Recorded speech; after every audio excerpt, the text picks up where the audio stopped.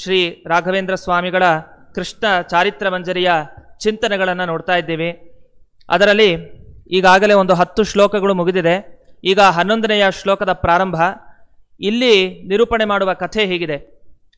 ಪ್ರಾರಂಭ ಹೀಗೆ: ಶಾರ್ವಂ ಭಂಕ್ತ್ವಾ ಧನುರ್ಯೋ ಬಲಮಪಿ ಧನುಷೋ ರಕ್ಷಕಂ ಕುಂಜರಂ ತಂ ಮಲ್ಲಾಂ ಚಾಣೂರ ಪೂರ್ವಾನಪಿ ಸಹ ಸಹಜೋ ಮರ್ದಯನ್ ತುಂಗಮಂಚಾತ್ ಭೋಜೇಶಂ ಪಾತಯಿತ್ವಾ ವ್ಯಸುಮಕೃತ ನಿಜಾನ್ ನಂದಯನ್ ಪ್ರಾಪ್ಯ ಗರ್ಗಾತ್ ದ್ವೈಜಂ ಸಂಸ್ಕಾರಮಾಪ್ತೋ ಗುರುಮಥ ವಿದಿತಾ ಶೇಷ ವಿದ್ಯೋವತಾನ್ನಃ ಅಂತ.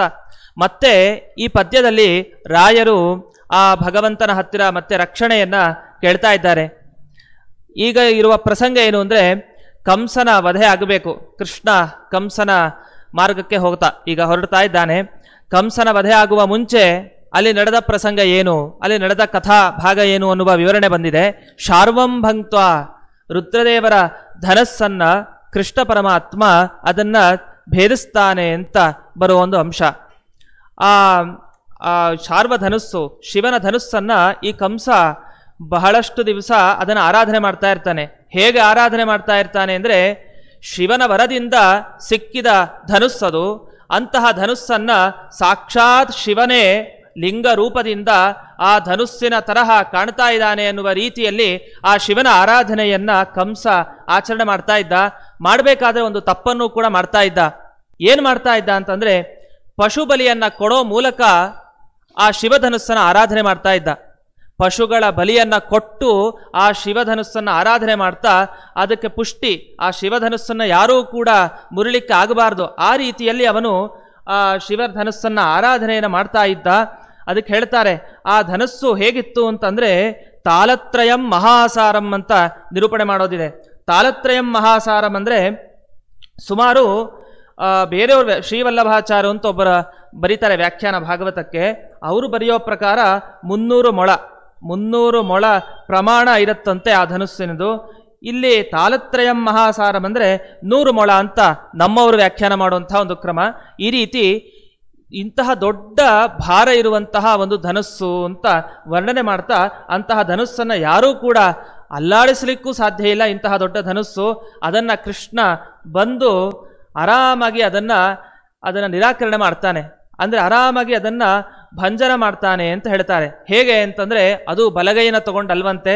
ಬರೀತಾರೆ ದಶಮಸ್ಕಂದದಲ್ಲಿ, ಕರೇಣ ವಾಮೇನ ಸಲೀಲ ಮುದ್ರತಂ ಸಜ್ಜಂ ಚ ಕೃತ್ವಾ ನಿಮಿಷೇಣ ಪಶ್ಯತಾಂ.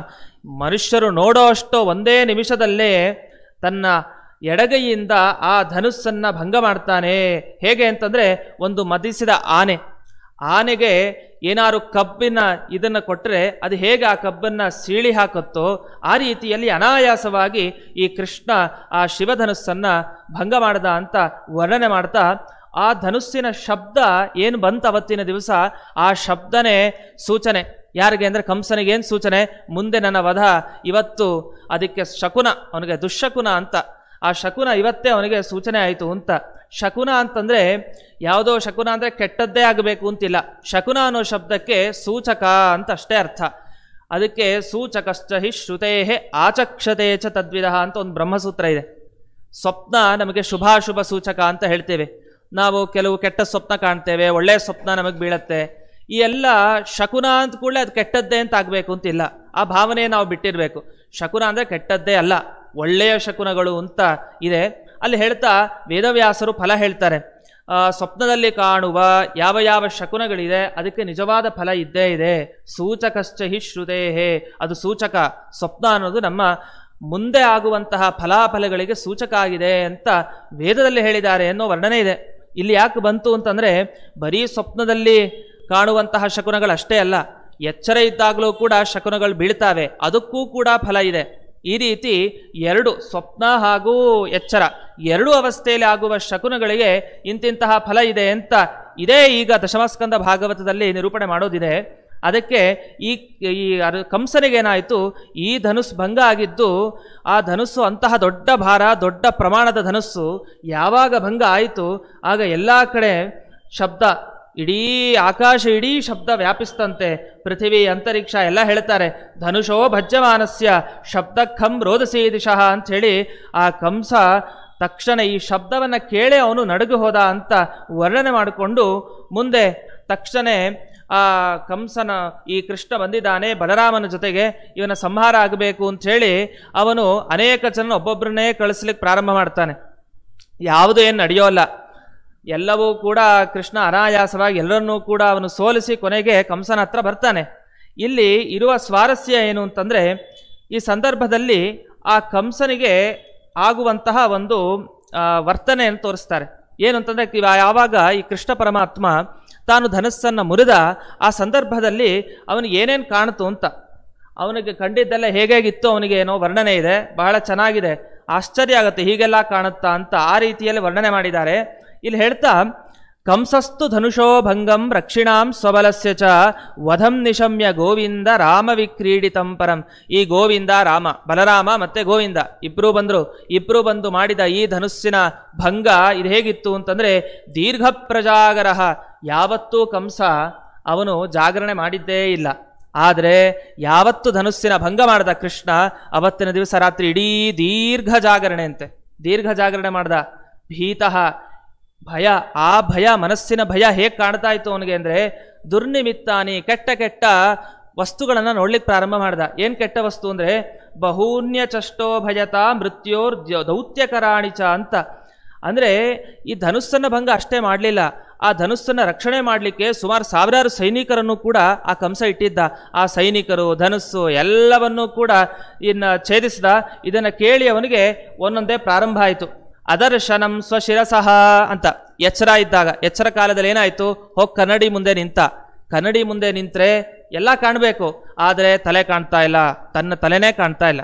ಅದರ್ಶನಂ ಸ್ವಶಿರಸಃ ಪ್ರತಿರೂಪೇಶು ಸತ್ಸ್ವಪಿ ಅಂತ ಪ್ರತಿಬಿಂಬ ಮೂಡ್ತಾ ಇದೆ, ಕೈ ಇದೆ, ಕಾಲಿದೆ, ಎಲ್ಲ ಕಾಣ್ತಾ ಇದೆ, ತಲೆ ಮಾತ್ರ ಕಾಣ್ತಾ ಇಲ್ಲ. ಇನ್ನು ಅಸತ್ಯಪಿ ದ್ವಿತೀಯೇ ಚ ದ್ವೈರೂಪ್ಯಂ ಜ್ಯೋತಿಷಾಂ ತಥಾ. ಎಲ್ಲ ಗ್ರಹ ನಕ್ಷತ್ರಗಳು, ಚಂದ್ರ ಒಬ್ಬನೇ ಚಂದ್ರ, ಸೂರ್ಯ ಒಬ್ಬನೇ ಸೂರ್ಯ, ಆದರೆ ಇವನಿಗೇನು ಪ್ರಾರಂಭ ಆಯಿತು, ಎಲ್ಲ ಎರಡೆರಡಾಗಿ ಕಾಣ್ತಾ ಹೋಯ್ತಂತೆ ಎಚ್ಚರ ಅವಸ್ಥೆಯಲ್ಲಿ. ಇನ್ನು ಛಿದ್ರ ಪ್ರತೀತಿ ಛಾಯಾಯಾಮ್, ತಾನು ನಡಿಬೇಕಾದ್ರೆ ನೆರಳು ಬೀಳುತ್ತೆ, ನೆರಳು ಬಿದ್ದಾಗ ಆ ನೆರಳಿನಲ್ಲಿ ಎಲ್ಲ ಒಂದೊಂದು ರಂಧ್ರ ಕಾಣ್ತಾ ಹೋಯ್ತಂತೆ, ತೂತು ಒಂದು ಕಾಣ್ತಾ ಹೋಯಿತು. ಇನ್ನು ಪ್ರಾಣಘೋಷಾನುಪಶ್ರುತಿ, ಕಿವಿ ಮುಚ್ಚಿಕೊಂಡ್ರೆ ಅವನಿಗೆ ಈ ಪ್ರಾಣದೇವರ ಪ್ರಣವ ಜಪ ಆ ಧ್ವನಿ ಕೇಳಬೇಕಂತೆ, ಆದರೆ ಆ ಧ್ವನಿ ಕೇಳ್ತಾ ಇಲ್ಲ. ಅಂದರೆ ಇದೆಲ್ಲ ಸೂಚನೆ, ಇನ್ನು ಕಂಸವಧ ಆಗತ್ತೆ ಎನ್ನುವ ಸೂಚನೆ. ನಂತರ ಮರಗಳು ನೋಡ್ತಾನೆ ಅಂತೆ, ಸ್ವರ್ಣ ಪ್ರತೀತಿ ವೃಕ್ಷೇಶು, ಮರ ನೋಡಿದ್ರೆ ಎಲ್ಲ ಬಂಗಾರದ ಮರ ಕಾಣ್ತಾ ಇದೆಯಂತೆ, ಮಾಮೂಲಿ ಮರ ಕಾಣ್ತಾ ಇಲ್ಲ, ಎಲ್ಲ ಬಂಗಾರದ ಕಾಣ್ತಾ ಇದೆ. ಸ್ವಪದಾನಾಂ ಅದರ್ಶನಂ ಅಂಥೇಳಿ, ತಾನು ನಡೀತಾ ಇದ್ರೂ ಕೂಡ ಎಲ್ಲ ಧೂಳು, ಆ ಧೂಳಿನ ಮೇಲೆ ಆ ನೀರೆಲ್ಲ ಇರುತ್ತೆ, ನಡೀತಾ ಇದ್ದರೆ ತನ್ನ ಹೆಜ್ಜೆ ಮೂಡಬೇಕು, ಆ ಹೆಜ್ಜೆ ಮೂಡಿದೆ, ಆದರೆ ಅವನಿಗೆ ಕಾಣ್ತಾ ಇಲ್ಲ. ಈ ಅವಸ್ಥೆ ಬಂದಿದೆ. ಇನ್ನು ಇಷ್ಟೇ ಅಲ್ಲ, ಇದೆಲ್ಲ ಎಚ್ಚರ ಇದ್ದಾಗ ಕಂಸನಿಗೆ ಆದ ದುಶ್ಶಕುನಗಳು.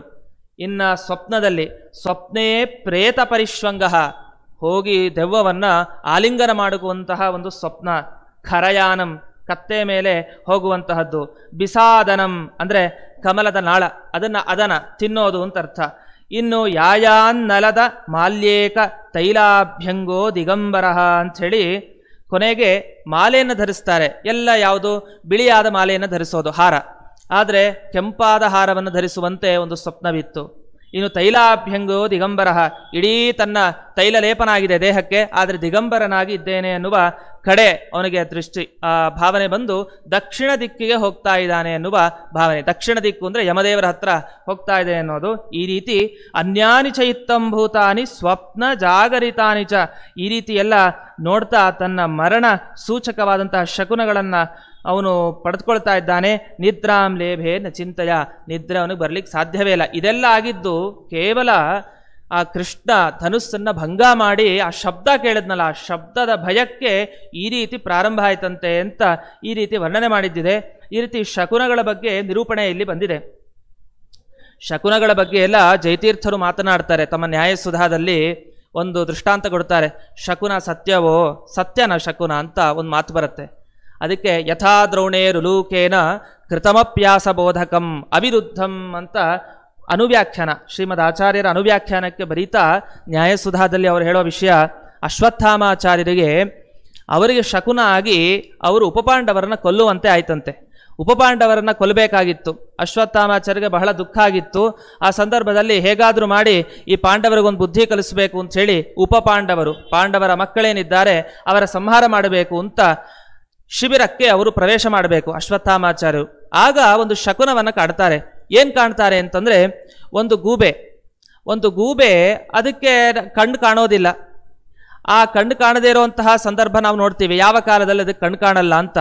ಅಂತಹ ಸಂದರ್ಭದಲ್ಲಿ ಅದೇನು ಮಾಡುತ್ತೆ, ಈ ಎಲ್ಲ ಒಂದು ಮರದಲ್ಲಿ ಅನೇಕ ಸಾವಿರಾರು ಕಾಗೆಗಳು ಕೂತಿರ್ತಾವಂತೆ. ಕೂತಿದ್ದಾಗ ಒಂದೇ ಇದು ಗೂಬೆ ಆ ಕಾಗೆಗೆ ದೃಷ್ಟಿ ಇಲ್ಲದೆ ಇರೋದು, ಅಂದರೆ ಬೆಳಕಿಲ್ಲದೆ ಇದ್ದಾಗ ಕಾಗೆಗಳು ಓಡಾಡೋದಿಲ್ಲ.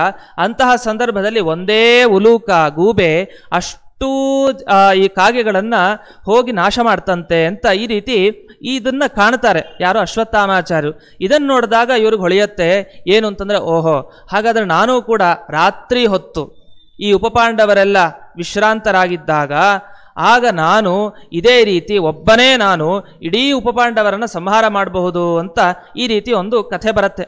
ಇದನ್ನು ಅನುವ್ಯಾಖ್ಯಾನದಲ್ಲಿ ಉಲ್ಲೇಖ ಮಾಡ್ತಾ ನ್ಯಾಯಸುಧಾದಲ್ಲಿ ವ್ಯಾಖ್ಯಾನ ಮಾಡ್ತಾ, ಹಾಗಾಗಿ ಶಕುನ ಬಂದ ರೀತಿಯಲ್ಲೇ ನಡೆಯಿತು. ಮುಂದೆ ಉಪಪಾಂಡವರು ಕೂಡ ಅಲ್ಲಿ ಹತರಾದರು, ಅಶ್ವತ್ಥಾಮಾಚಾರ್ಯರು ಎಲ್ಲರನ್ನೂ ಕೂಡ ಸಂಹಾರ ಮಾಡಿದರು.